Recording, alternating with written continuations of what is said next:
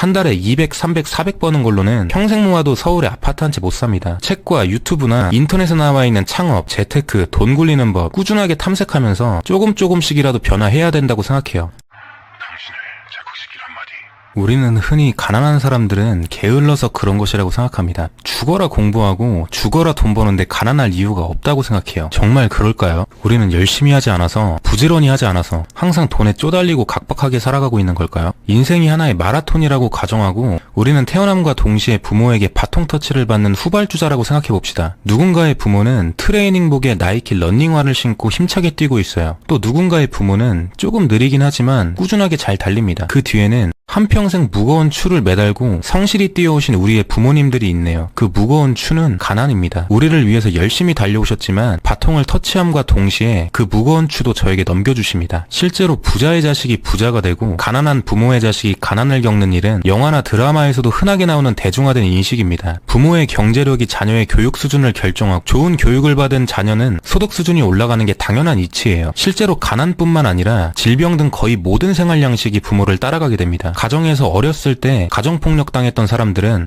주변인들에게 나는 절대로 우리 부모처럼 되지는 않을 거야. 난 내가 보고 자란 게 있기 때문에 가정에 충실할 거야 라고 많이들 말하는데 시간이 흐르고 술에 취해서 자신이 가정에 하고 있는 행동을 보면서 내가 그토록 싫어했던 그 모습을 지금 내가 하고 있잖아 하고 놀라게 되는 경우도 덜어 있습니다. 이 모든 것을 끊으려면 여러 가지 노력이 필요해요. 부모를 따라가는 원인을 알아야 그것을 끊을 수 있겠죠. 원인 중에 가장 큰 건 환경입니다. 저는 60% 이상이라고 봐요. 부모와 같은 식단, 같은 식성, 그리고 가족력으로 인해 같은 질병이 발생하고 부모가 하는 행동, 하는 말, 하는 습관이 무의식 속에 남아있어 비슷한 인격으로 형성됩니다. 위에 두 가지보다 더 무서운 게 있어요. 바로 시야입니다. 부자의 자녀들은 한계성이 다르고 바라보는 시각이 다릅니다. 부잣집의 자녀들은 한계성과 돈의 가치가 우리와 달라요. 그들에게 돈 1억이 별거 아니지만 가난한 집 자녀에겐 꿈같은 돈이에요. 하루에 8시간 일한다고 할 경우 부잣집 자녀는 8시간 일했으면 한 달에 몇천 원 받겠다 생각하고 어려운 집 자녀들은 8시간 일해서 100이나 받겠어? 더 해야 돼 하고 생각합니다. 이 원리는 다양한 분야에서 적용돼요. 부자의 자녀들은 필요한 것을 취하고 요구하고 쟁취하고 여유를 즐기며 그렇지 않더라도 즐기려 합니다. 하지만 가난한 집 자녀들은 필요한 것을 참고 인내하며 양보하고 고난은 당연한 것이라고 생각합니다. 돈 없어서 안 돼. 분수에 맞게 살아. 이런 식의 말을 듣고 자란 가난한 자식들은 그들의 무한한 가능성을 돈에 대한 부정적인 인식과 함께 무의식 속으로 숨겨버리고 안정적인 직장, 특히 공무원이 되기 위해서 열심히 인내하고 노력하죠. 그에 반해 부자들은 투자가 없는 성공은 없다라는 원리를 정확하게 이해하고 있어서 그 자녀들에게도 자연스럽게 자본의 중요성과 투자와 친해지는 습관을 몸에 배이게끔 해요.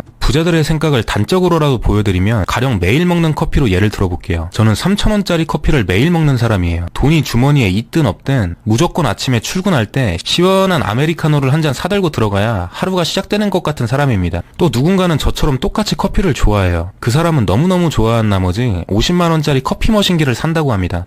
우리 입장에선 이건 말도 안 되는 사치입니다. 아마 등짝 스매싱감으로 등골 브레이커 같은 느낌이죠. 그런데 부자의 관점에서 이건 적합한 투자일 겁니다. 50만원짜리 커피 머신을 산다고 하면 우리는 당장에 50만원이라는 큰 금액에 대해서 생각하지만 부자들은 그 가치가 50만원을 투자함으로써 얼마나 큰 부가가치를 가져다 줄지 고려해요. 우리가 매일같이 커피를 3달 동안 먹으면 30만원, 반년을 먹으면 50만원입니다. 매일 아침 커피를 사 먹지 않고 내가 산 커피 머신기로 탄 커피를 먹을 때 결국 1년, 2년을 놓고 보면 금액적인 이득을 볼 수 있기 때문에 부자들은 그 커피 머신기가 50만원이 아니라 플러스 50만원으로 보이는 겁니다. 그런데 이런 생각 자체를 탈피하기가 너무나도 어려운 이유는 이미 우리는 가난의 구렁텅이 안에 너무 깊게 빠져있기 때문일 수도 있습니다. 무거운 추를 메고 열심히 달려오시는 우리 부모님들, 자식 기 안 죽이기 위해서 열심히 먹이고 키우고 학원 보내시느라 노후 준비가 안 되신 부모님들이 많습니다. 그래서 저희는 직장에 들어가면 부모님의 용돈을 드려야 되는 경우가 많죠. 한 달에 200, 300 벌어서 월세 내고 핸드폰비 내고 보험비 내고 차 할부값 내고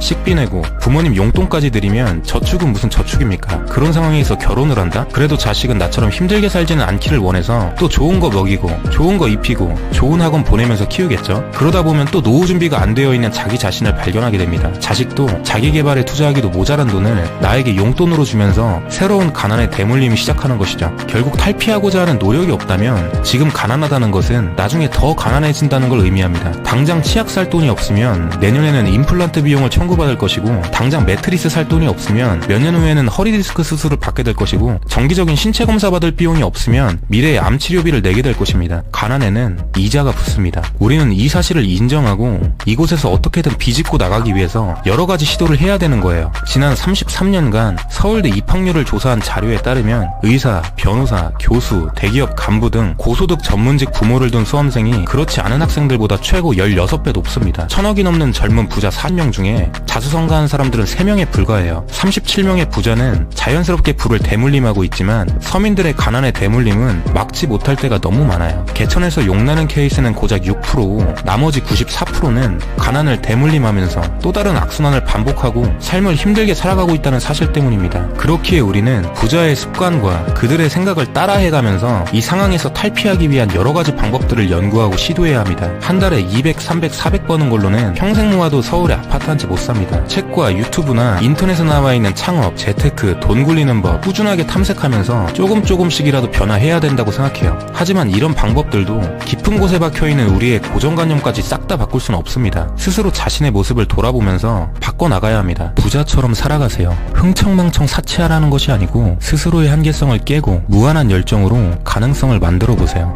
감사합니다. 이 영상에서 나오는 모든 문구와 내용은 저의 보잘것없는 뇌 속에서 나온 것으로 사실과 다를 수 있습니다. 저의 영상이 찰나의 순간이라도 재밌었다면 구독과 좋아요를 부탁드립니다. 이 채널을 지속하는 보람이 됩니다.